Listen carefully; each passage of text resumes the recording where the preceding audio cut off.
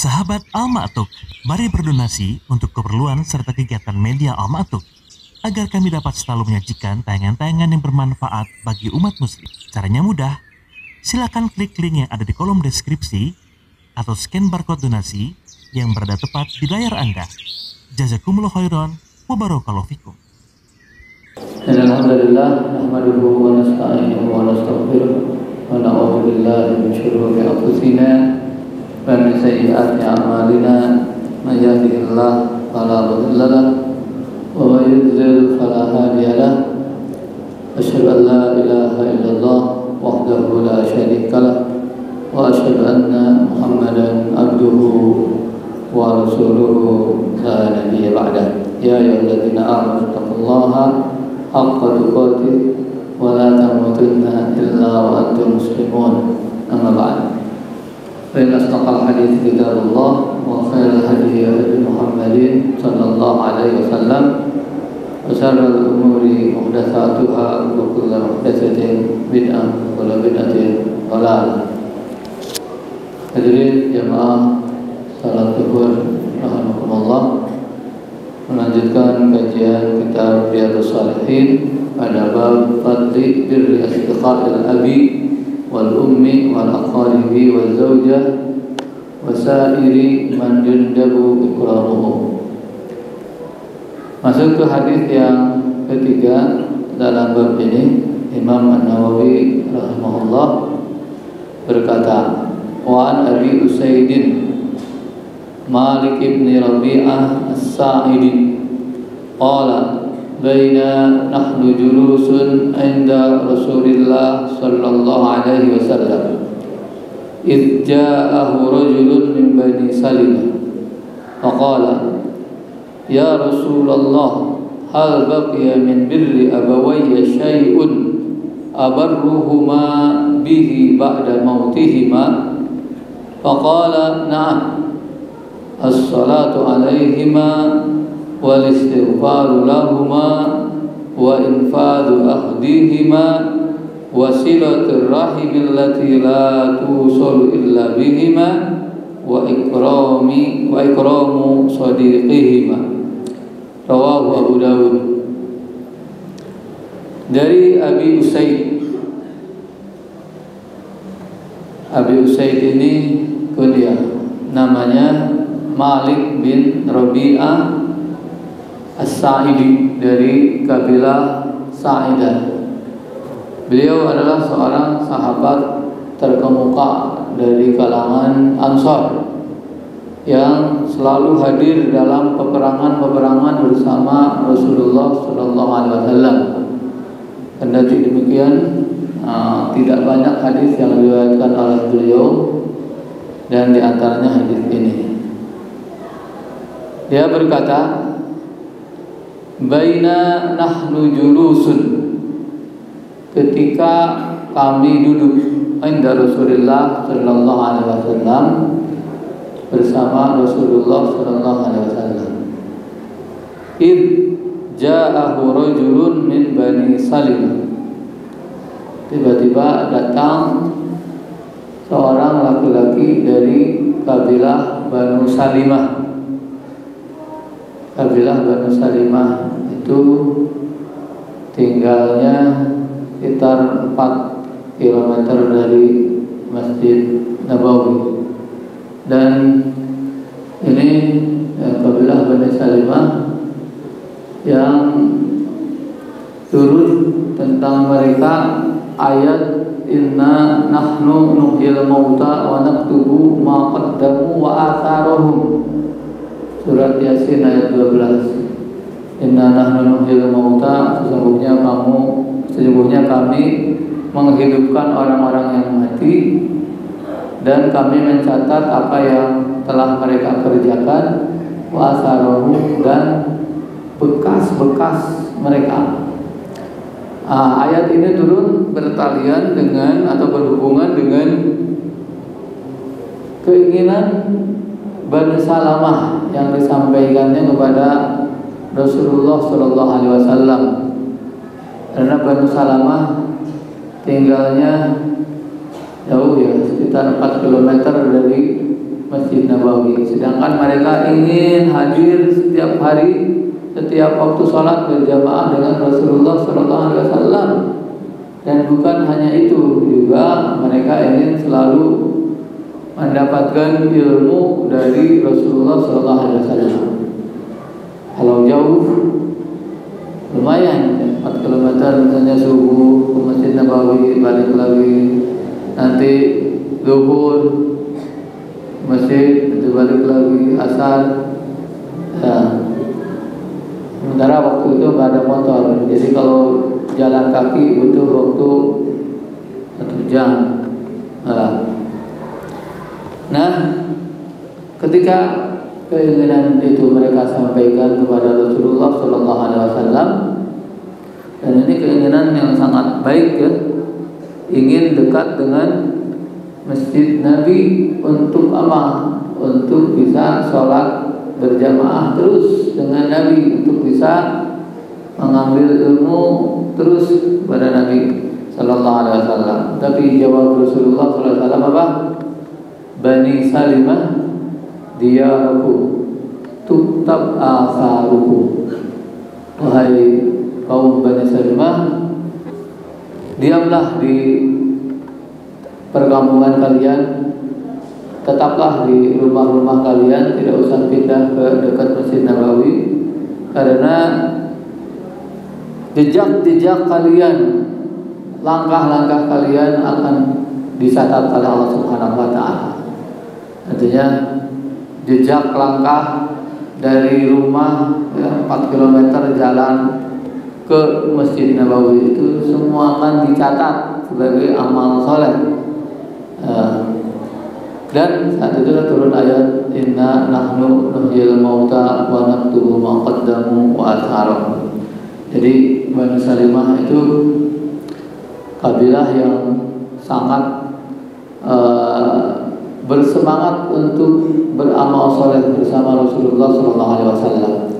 Dan di situ sekarang ada Masjid Qiblatain. Masjid Qiblatain yang ketika turun ayat qad nara taqalluba wajhika fis samaa'i falanuwalliyannaka qiblatan tardaha fawalli wajhaka syatral masjidil haram, perintah untuk menghadap kiblatnya ke Masjidil Haram.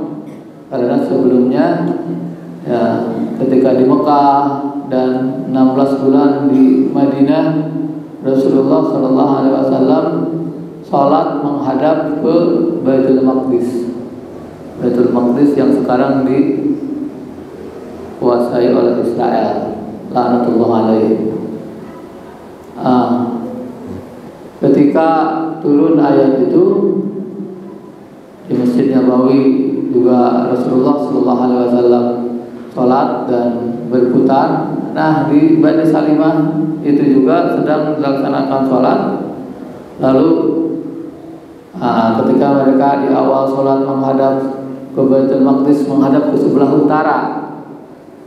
Lalu ketika disampaikan ayat ini, berbalik ke sebelah selatan. Imam yang asalnya menghadap ke sebelah utara di depan, mutar ke belakang dan menghadap ke selatan, ke Masjidil Haram. Kemudian makmum muter begitu. Ya, jadi yang banyak berjalan imam yang banyak berjalan, makmum cuma berputar saja. Dan ini peristiwa ini diabadikan dengan Masjid Qiblatain itu. Dan mudah-mudahan nanti kalau kita umroh akan lewat di Masjid Qiblatain, tapi tidak dianjurkan juga untuk kita sengaja datang ke sana. Tidak ada keutamaan apapun untuk sholat di sana, tidak seperti Masjid Nabawi atau Masjid Kuba. Di laki-laki ini bertanya, ya Rasulullah, hal baqiya min birri abawayya syai'un abarruhuma ba'da mautihima. Wahai Rasulullah, apakah masih ada kebaikan yang aku lakukan, yang bisa aku lakukan kepada kedua orang tuaku setelah mereka berdua menikah. Seorang anak itu wajib berbakti, berbuat baik kepada orang tuanya selama hidupnya, baik ketika orang tuanya masih hidup ataupun orang tuanya sudah meninggal.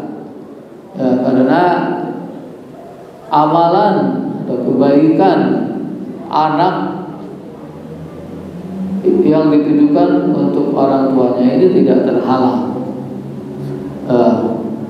Dan ini yang dikatakan oleh Rasulullah SAW, tidak terhalang, tidak terputus pahala bagi orang tua, dan juga tidak terputus kebaikan dari seorang anak untuk kedua orang tuanya, bapaknya atau ibunya. Nah, Rasulullah SAW menjawab, qala na'am, ya, ada. As-salatu alaihima, yang pertama berdoa untuk keduanya. Ya. Salat itu ada dua arti. Pertama, arti asal dari salat itu adalah berdoa.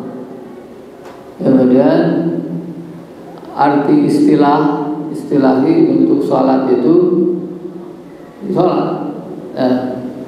Jadi apa salat itu?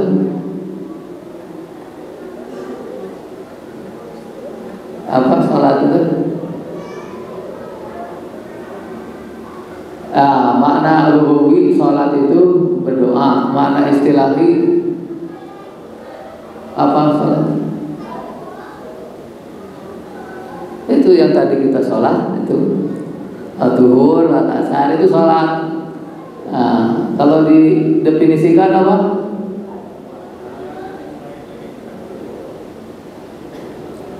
Perkataan, perbuatan yang dimulai dengan takbiratul ihram, diakhiri dengan salam, ya, dengan syarat tertentu dan rukun tertentu. Itu sholat. Ya. Nah, ini kewajiban pertama atau kebaikan pertama yang harus dilakukan oleh anak kepada kedua orang tuanya. Ya, sholat, menyolatkan, tentu. Ya, kemudian karena sholat menyolatkan itu hanya satu kali, selanjutnya sholat berdoa, karena berdoa itu tidak terbatas. Ya, jadi yang paling berhak menyolatkan seorang itu adalah anaknya, ya, karena dia yang paling dekat hubungannya dengan orang yang meninggal itu. Yang kedua, salat dalam arti yang asal, yaitu berdoa. Ya, berdoa itu yang dikatakan oleh Rasulullah SAW dalam hadis lain, idza mata ibnu Adam in qata'a amaluhu illa min salas. Apa katanya? Shadaqatul jariyah atau ilmun yuntafa'u bihi. Terus yang ketiga apa? Waladin sholihin yad'u lahu. Amalan yang tidak akan terputus karena kematian. Artinya pahalanya, pahala amalan yang tidak terputus dengan kematian. Pertama, sedekah jariyah, wakaf. Yang kedua, ilmu yang dimanfaatkan atau ilmu yang bermanfaat. Kemudian yang ketiga, anak soleh yang berdoa. Dan ini menjadi hubungan timbal balik begitu ya, bahwa anak yang soleh adalah anak yang selalu berdoa untuk kedua orang tuanya.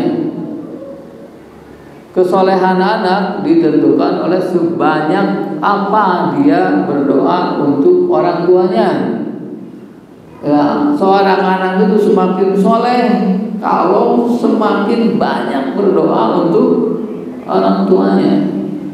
Kalau berdoanya kurang, berarti berkurang kesolehan. Dan betapa ruginya Itu berarti anak tidak soleh kalau tidak pernah berdoa untuk kedua orang tuanya. Ya. Dan lebih jahat lagi kalau anak gembira karena kematian kedua orang tuanya. Jangankan berdoa malah gembira, bebas. Nauzubillah. Jadi berdoa untuk kedua orang tua adalah kewajiban yang harus selalu ada dalam benak kita. Kapan? Setiap saat berdoa untuk kedua orang tua. Ya, berapa kali sehari Bapak berdoa untuk orang tua? Sebanyak-banyaknya. Ya, karena sebanyak-banyaknya berapa kali? Banyak. Jadi kalau 1 jam 60 menit berarti 1 jam itu 60 kali berdoa untuk orang tua. Bisa enggak? Wah, kebanyakan. Tapi ingat bahwa kasih sayang orang tua kepada kita tidak dihitung dengan kali. Ya. Kasih sayang orang tua kepada kita itu terus menerus. Maka seharusnya doa kita untuk kedua orang tua kita itu terus menerus. Tidak terbatas jumlahnya. Kemudian itu yang pertama. Yang kedua, wal istighfar lahuma, memintakan ampunan untuk kedua orang tua, untuk mereka berdua, memintakan ampunan. Yang pertama berdoa, yang kedua memintakan ampunan. Memintakan ampunan itu juga bagian dari doa. Coba, Pak, doa apa yang biasa dibaca untuk kedua orang tua? Rabbi firli wali walidayya warhamhuma kama rabbayani shaghira. Itu doa atau istighfar?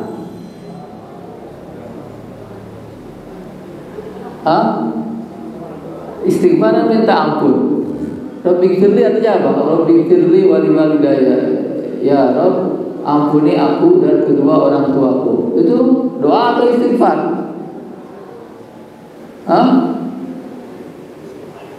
Doa atau istighfar? Doa dan istighfar. Doa dan istighfar. Oh, berarti kalau doa ada yang lain apa yang harus boleh kita baca? Boleh kita baca untuk kedua orang tua kita selain memintakan Rabbi firli walidayya warhamhuma kama rabbayani shaghira. Misalnya Allahumma ba'id bainahu wa bainal khataaya kama ba'adta bainal masyriqi wal maghrib. Seterusnya begitu. Allahumma wasi' qabrahuma wasi' qabrahuma, kalau dua-duanya. Ya Allahumma ij'al jannata maswahuma, Allahumma rzuqhuma jannatal firdausil a'la. Itu doa. Ya. Itu doa. Kalau tadi Rabbi firli itu istighfar. Ya. Jadi doa dan istighfar harus dua-duanya dilakukan oleh kita. Ya. Jadi selama ini yang dibaca Rabbi firli saja, ya. Rabbi firli wali walidayya warhamhuma kama rabbayani shaghira. Masih kurang, harus tambah lagi. Ya. Apa yang terbaik untuk kedua orang tua kita? Apa yang sekarang dinantikan oleh kedua orang tua kita? Minta kepada Allah, jangan tanggung-tanggung. Jangan tanggung-tanggung minta kepada Allah Subhanahu wa taala. Ya, makanya tadi sebagaimana Rasulullah sallallahu alaihi wasallam mengatakan kepada salah seorang sahabat, kalau kamu minta kepada Allah, minta apa? Mintalah jannatul firdausil a'la. Minta kepada Allah, Allahumma rzuqni jannatal firdaus al-a'la. Terus untuk orang tua kita, berarti Allahumma rzuq walidayya jannatal firdausil a'la. Kita tidak tahu orang tua kita, mungkin yang sudah meninggal orang tuanya siapa? orang tuanya yang sudah meninggal, Ustaz Ujang tidak tahu bagaimana keadaan mereka dalam kubur. Ya, ingat alhamdulillah saya Ustaz Ujang punya rumah luas begitu. Ini orang tua di dalam kubur merasa keluasan kubur atau tidak, makanya berdoa Allahumma wasi' qabrahuma. Ini doa-doa yang lain yang bisa dibacakan, ya. Ini kewajiban kita.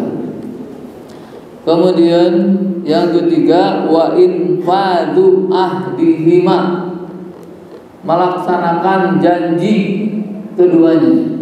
Melaksanakan janji keduanya. Bila orang tua kita sebelum meninggal berjanji dan kita tahu janjinya, maka kita berusaha untuk melaksanakannya.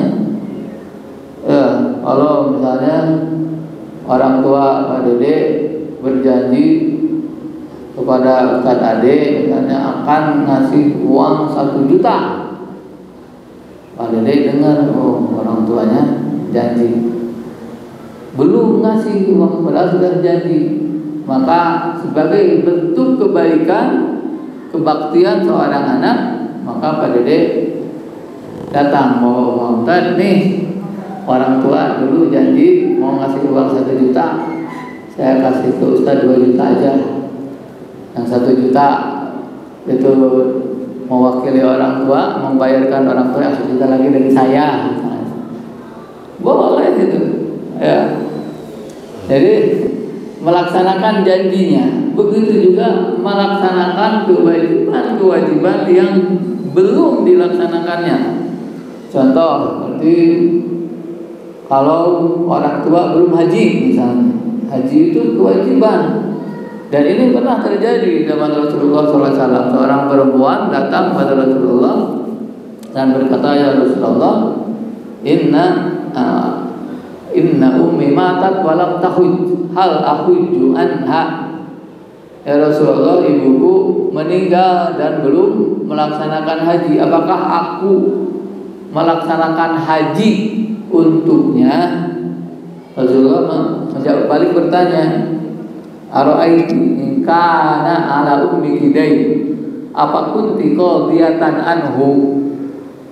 Bagaimana kalau ibumu punya hutang, kamu akan bayarkan? Di perempuan menjawab, "Na'am ya Rasulullah." Kemudian Rasulullah berkata, "Fadainullahi ahaqqu an yuqda." Hutang kepada Allah lebih berhak untuk atau lebih wajib untuk dibayar. Nah, ibunya punya hutang, belum melaksanakan haji. Jadi yang meninggal belum melaksanakan haji itu punya hutang. Ya, ada nggak orang tuanya yang udah meninggal tapi belum haji? Berarti punya hutang. Bagaimana? Punya hutang. Nah, kalau tidak mampu kan dimaafkan oleh Allah Subhanahu Wa Taala, ya. Jangan khawatir.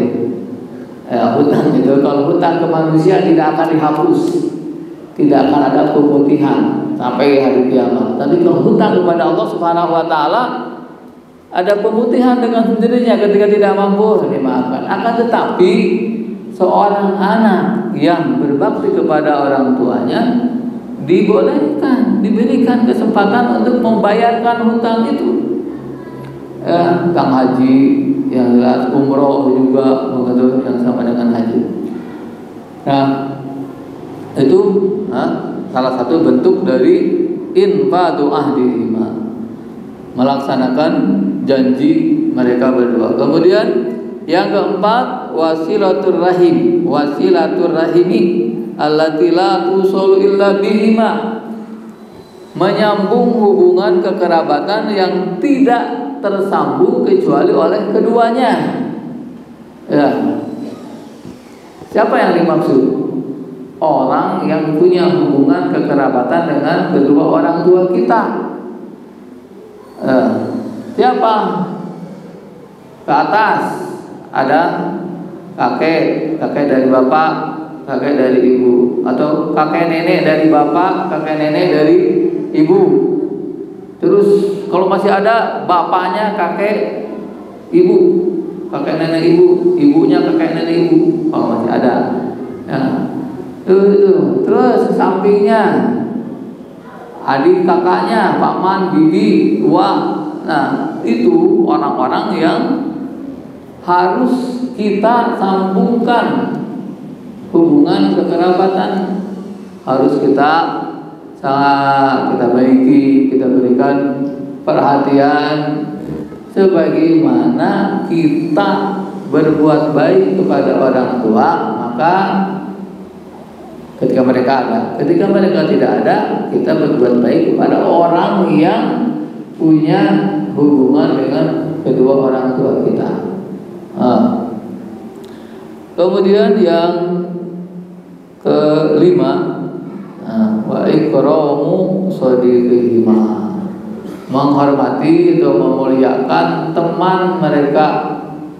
Ya, sebagaimana yang bisa dibaca contohnya dalam hadis pertama dan kedua dalam bab ini, bagaimana Ibnu Umar radhiyallahu anhu atau radhiyallahu anhuma memberikan apa?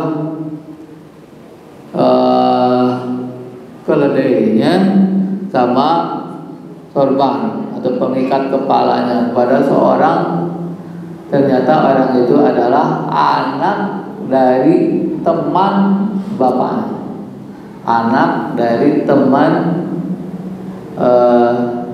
Umar bin Khattab. Itu anak dari teman, anak teman. Bagaimana kalau dengan temannya? Tentunya lebih lagi, ya. Dan inilah salah satu ketinggian adab dalam Islam, ya, perhatiannya sampai seperti itu. Ya, walaupun mungkin banyak kaum muslimin yang tidak memperhatikan siapa sih saudara atau teman-teman bapak, siapa teman-teman ibu. Nanti ketika Idul Fitri misalnya ada kelebihan, kasih hadiah tahun sekali, atau kalau ada 2 tahun sekali, atau setahun 4 kali, ya. Itu satu bentuk adab akhlak yang sangat baik dalam hubungan dengan kebaikan dan kebaktian kita kepada kedua orang tua kita yang sudah meninggal.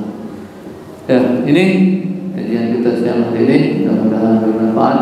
Sallallahu alaihi Muhammad wa ala alihi wasallam wa akhiru da'wana alhamdulillahirabbil alamin. Assalamualaikum warahmatullahi wabarakatuh. Sahabat Al-Ma'tuk, mari berdonasi untuk keperluan serta kegiatan media Al-Ma'tuk agar kami dapat selalu menyajikan tayangan-tayangan yang bermanfaat bagi umat muslim. Caranya mudah. Silakan klik link yang ada di kolom deskripsi atau scan barcode donasi yang berada tepat di layar Anda. Jazakumullah khairan wa barakallahu fikum.